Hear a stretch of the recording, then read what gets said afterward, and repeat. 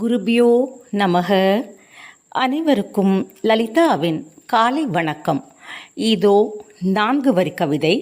ஒருவருக்கு பணம் தேவை, மற்றொருவருக்கு செய்ய வேண்டும் சேவை. இவ்விருவருக்கும் தக்க தீர்வை அளித்து பெரியவா போக்கினார் அவர்கள் மனச்சோர்வை. காஞ்சி மடத்தில் அந்த நாட்களில் ஒவ்வொரு வெள்ளிக்கிழமை அன்றும் தர்க்கசாஸ்திர கூட்டங்கள் நடக்கும். சதஸ் என்பார்கள். இது போன்ற நாட்களில் மடமே களை கட்டி இருக்கும், விழாக்கோலம் பூண்டிருக்கும்.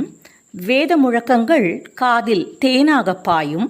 மகாபெரிவா நடுநாயகமாக கம்பீரமான ஒரு ஆசனத்தில் அமர்ந்திருக்க, பெரிய பெரிய பண்டிதர்கள் வித்வான்கள் போட்டி போட்டுக்கொண்டு அந்த சதஸில் கலந்து கொள்வார்கள்.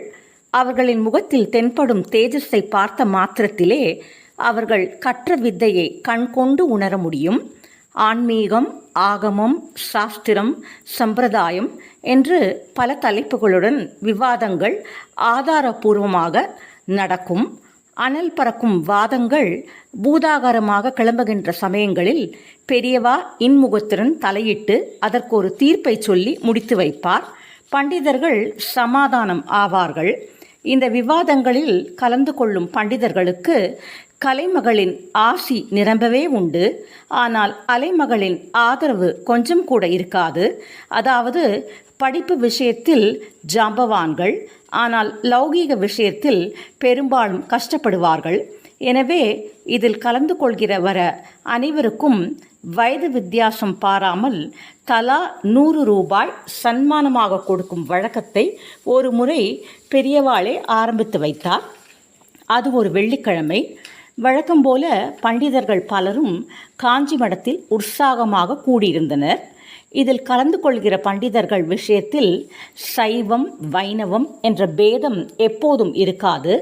மகாபெரிவா உட்கார்ந்திருக்கும் சதஸ் மண்டபத்தில் தாங்களெல்லாம் கலந்து கொண்டு பேசுவதையே பெரும் பேராக எண்ணினார்கள் அவர்கள்.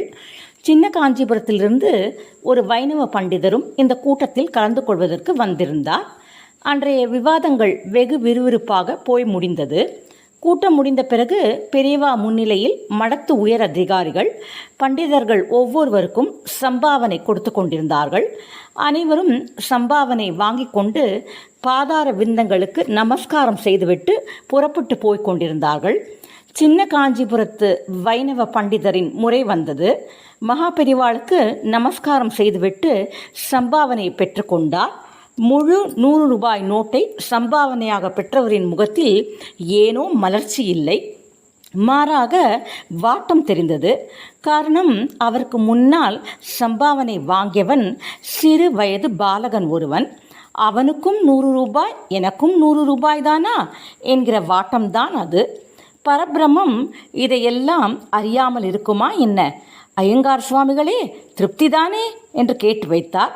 தன்னுடைய இயலாமையை காட்டக்கூடாது என்கிற சபை நாகரிகம் கருதி உணர்ச்சிகளை வெளிப்படுத்தாமல், சந்தோஷம் பெரியவா, நான் புறப்படுறேன் என்று தான் கொண்டு வந்த மஞ்சள் பையை சுருட்டி கக்கத்தில் வைத்து கொண்டு வெளியேறினார்.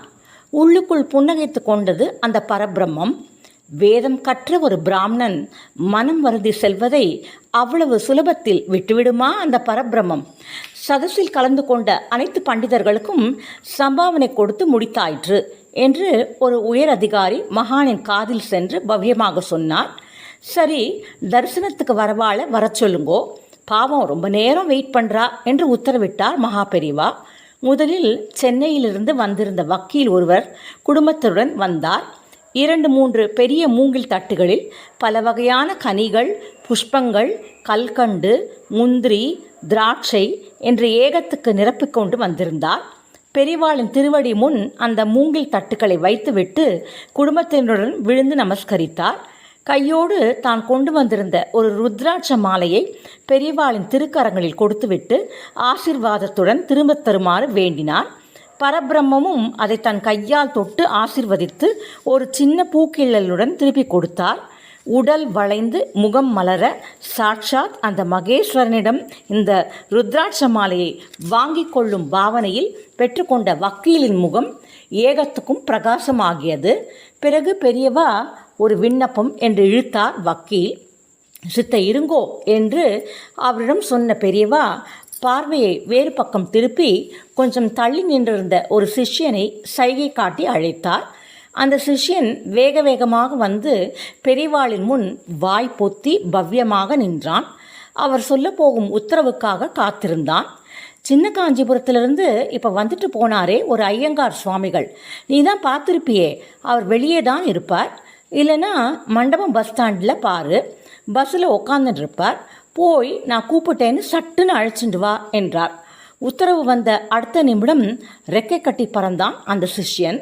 மடத்து வாசலில் பரபரவென்று தேடினான். ஐயங்கார் சுவாமிகள் சிக்கவில்லை. அடுத்து பெரியவா சொன்னபடி கங்கை கொண்டான் மண்டபத்து பஸ் ஸ்டாண்டுக்கு வந்தான். அங்கே சின்ன காஞ்சிபுரம் செல்வதற்கு தயாராக பஸ் நின்றிருந்தது. நடத்துனர் டிக்கெட்டுகளை விநியோகித்து கொண்டிருந்தார். விறுவிறுவென்று அதில் ஏறி பயணிகளை பார்வையால் துழாவினான். ஜன்னலோரத்து இருக்கை ஒன்றில் அந்த ஐயங்கார் சுவாமிகள் சிஷ்யனது பார்வை வளையத்துக்குள் சிக்கிவிட்டார். அவர் அருகே போய், பெரியவா உங்களை உடனே கூட்டிட்டு வர சொன்னார் என்றான். இதை சற்றும் எதிர்பாராத ஐயங்கார் விஷயம் என்ன என்பதை உணராமல், அம்பி 30 காசு கொடுத்து சின்ன காஞ்சிபுரத்துக்கு டிக்கெட் வாங்கிட்டேன், நான் இப்போ இறங்கி வந்தா காசு வீணாகி போயிடுமேடா என்றார். சிஷ்யனுக்கு சுரீர் என்று கோபம் வந்தது. அது என்னவோ தெரியல, உங்களை உடனே கூட்டிகிட்டு வரணும்னு பெரியவா எனக்கு உத்தரவு போட்டிருக்கா. அவள் உத்தரவை என்னால் மீற முடியாது. அந்த 30 காசு டிக்கெட்டை கிழிச்சு போடுங்கோ, கையோடு உங்களுக்கு 30 காசு நான் தரேன் என்று அடமாக பேசிக்கொண்டிருப்பதை பார்த்தார் ஐயங்கார் சுவாமிகள். நடந்து கொண்டிருக்கும் சம்பாஷணையை கவனித்த நடத்துனரே, ஐயங்காரே இந்த டிக்கெட்டை என்கிட்ட கொடு, 30 காசு நான் தரேன், மடத்து சாமி கூப்பிடுதுன்னு தம்பி எவ்வளோ அடம் பண்ணுறான், ஏதாச்சும் முக்கியமான விஷயமா தான் இருக்கும், போய் பாரு, அவன் தவம் இருந்து அவரை பார்க்கறதுக்காக எங்கிருந்தோ வரான், கூப்பிட்டா போவியா என்ன என்று சிடுசிடுவென்று சொல்ல வேஷ்டியில் சுருட்டி வைத்திருந்த கசங்கலான டிக்கெட்டை நடத்துனரிடம் கொடுத்துவிட்டு 30 காசு வாங்கி கொண்டு கீழே இறங்கினார் ஐயங்கார் சுவாமிகள். மகா பெரிவாளின் உத்தரவை பூர்த்தி செய்துவிட்ட தோரணையில் மடத்துக்குள் கம்பீரமாக ஐயங்கார் சுவாமிகளுடன் நுழைந்தான் சுறுசுறுப்பான அந்த சிஷ்யன். அதற்குள் பெரியவாளை சுற்றி ஏகத்துக்கு கூட்டம் சேர்ந்திருந்தது. உள்ளே நுழையும் இந்த இருவரையும் தன் இடத்தில் இருந்தே பார்த்துவிட்டார் சுவாமிகள். அங்கே நெருங்கியதும் பவ்யமாக வாய்ப்பொத்தி நின்றார் சின்ன காஞ்சிபுரத்து ஐயங்கார் சுவாமிகள். என்ன ஐயங்கார் சுவாமிகளே, கண்டக்டர்கிட்டேருந்து 30 காசு வாங்காமல் பஸ்ஸை விட்டு நீர் இறங்க மாட்டீராக்கும் என்று கேட்டு பவ்யமாக சிரித்தபோது ஐயங்கார் சுவாமிகள் அதிர்ந்து விட்டார். சிஷ்யன் சாதுவாக இருந்தான். அவன் இது மாதிரி அனுபவங்களை எப்போதும் சந்தித்திருக்கிறான். இவர்களை சுற்றி இந்த சம்பாஷணையின் விவரம் புரியவில்லை. சென்னை வக்கீல் ஆசாமி இன்னமும் மகா பெரிவா முன்னால் வாய் பொத்தி அமர்ந்திருந்தார். திடீரென, பெரியவா ஒரு விண்ணப்பம் என்று முன்பு ஆரம்பித்த மாதிரியே மீண்டும் தொடர்ந்தார். சித்த இருங்கோ, உங்கள் விஷயத்துக்குத்தான் வரேன் என்று சுவாமிகள் ஐயங்காரை வக்கீலுக்கு அருகே உட்காரச் சொன்னார். அவரும் அமர்ந்தார். பிறகு, வக்கீல் சார், இவரோட அட்ரஸை கேட்டு கொஞ்சம் தெளிவாக குறிச்சுக்கோங்கோ என்றார் காஞ்சி மகான். இவருடைய அட்ரஸை நான் ஏன் குறித்து கொள்ள வேண்டும் என்று விவரம் எதுவும் கேட்காமல் கைவசம் இருந்த குறிப்பேட்டில் ஐயங்கார் சுவாமிகள் அவரது விலாசத்தை சொல்ல சொல்ல தன் வசம் இருந்த குறிப்பேட்டில் தெளிவாக குறித்து கொண்டார் வக்கீல். நீர் புறப்படும் ஐயங்கார் சுவாமிகளே, அடுத்த பஸ் மண்டபம் பஸ் ஸ்டாண்டுக்கு வந்துடுத்து. அந்த கண்டக்டர் ரிட்டர்ன் பண்ண அதே 30 காசில் இப்போ வேறு டிக்கெட் வாங்கிடுங்கோ என்று சொல்லி அந்த மண்டபமே அதிரும் வண்ணம் பலமாக சிரித்தார் சுவாமிகள். ஐயங்கார் சுவாமிகள் குழம்பி விட்டார். 30 காசுக்கு இந்த சிஷ்யன்கிட்ட நான் தகராறு பண்ணது இவருக்கு எப்படி தெரியும் என்கிற சந்தேகம் ஒரு பக்கம் இருந்தாலும், எதற்காக அந்த புது மனிதரிடம், அதாவது அந்த வக்கீலிடம் என் விலாசத்தை சொல்ல சொன்னார்? யார் அவர்? அவர் வீட்டில் நடக்க போகிற கல்யாணம் எதுக்காவது எனக்கு பத்திரிகை அனுப்ப போகிறாரா என்ன?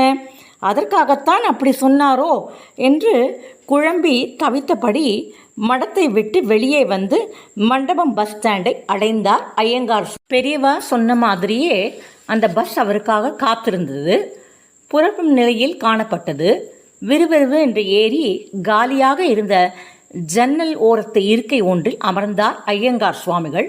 பத்திரமாக சின்ன காஞ்சிபுரம் போகட்டும், என்று நினைத்து கொண்டார். நாம் மடத்துக்கு மீண்டும் போவோம். சின்ன காஞ்சிபுரத்து ஐயங்கார் சுவாமிகள் விலாசத்தை குறித்து கொள்ளுமாறு வக்கீலிடம் ஏன் சொன்னார் காஞ்சி சுவாமிகள்? விஷயத்துக்கு வருவோம். சின்ன காஞ்சிபுரத்து ஐயங்கார் சுவாமிகளின் முகவரியை மகா பெரியவா சொன்னபடி தன்னிடம் இருந்த குறிப்பேட்டில் குறித்து கொண்ட சென்னை வக்கீல், பெரியவா ஒரு விண்ணப்பம், நானும் இதோட 3 முறை இந்த பேச்சை ஆரம்பிச்சிட்டேன் என்று தொய்வான குரலில் இழுத்தார். உன்னோட விண்ணப்பந்தான்ப்பா இப்போ பூர்த்தி ஆயின்றிருக்கு, அதான் முடிஞ்சிருத்தே. இல்லை பெரியவா, என்னோட விண்ணப்பத்தை நான் இன்னும் சொல்லவே ஆரம்பிக்கலையே என்று தயங்கினார் வக்கீல். உன்னோட விண்ணப்பம் என்ன?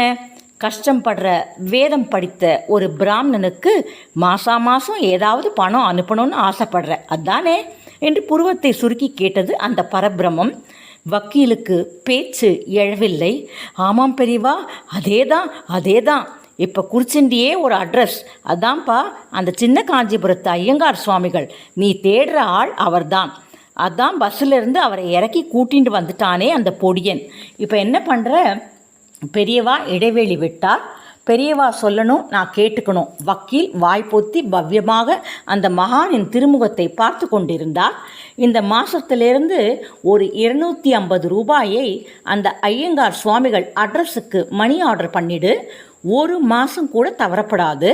ஏன்னா 4 மாதம் வந்துட்டு 5ஆவது மாதம் பணம் வரலன்னா ஐயங்கார் சுவாமிகள் என்னண்ட வந்துட்டு சும்மா மடத்து பக்கம் வந்தேன் பெரியவா அப்படின்னு சொல்லி தலையை சொரிஞ்சுன்னு நிற்பார். பாவம், நல்ல மனுஷன், காசுக்கு கொஞ்சம் கஷ்டப்படுறார், அவ்வளோதான். பெரியவா உத்தரவுப்படி தொடர்ந்து அவருக்கு பணம் அனுப்பிடுறேன் என்று சொன்ன சென்னை வக்கீல் குடும்ப சமேதராக மீண்டும் பெரியவாளின் திருப்பாதங்களில் விழுந்து வணங்கினார். உத்தரவு பெற்றுக்கொண்டு புறப்பட்டார். இதை அடுத்து வந்த சில மாதங்களுக்கு ஐயங்கார் சுவாமிகளுக்கு மணி ஆர்டர் சரியாக வந்து சேர்கிறதா என்று மடத்து ஊழியர்களை விட்டு பார்க்க சொல்லி திருப்தி அடைந்தார் அந்த மகான். இப்படி ஒருவருக்கு தேவையானதை சேவை செய்யும் மனப்பான்மை உடைய ஒருவரை கொண்டு பூர்த்தி செய்த மகானின் பெருமையை என்னவென்று சொல்வது? அந்த மகானை வணங்கி இந்த நாள் உங்கள் எல்லோருக்கும் மிகவும் நல்ல நாளாக அமைய வேண்டும் என்று சிவஸ்வரூபமான அவரை பிரார்த்தித்து, ஜெய ஜெய சங்கர ஹரஹர சங்கர, ஜெய ஜெய சங்கர ஹரஹர சங்கர, ஜெய ஜெய சங்கர ஹரஹர சங்கர என்று கூறி என் உரையை முடித்து கொள்கிறேன்.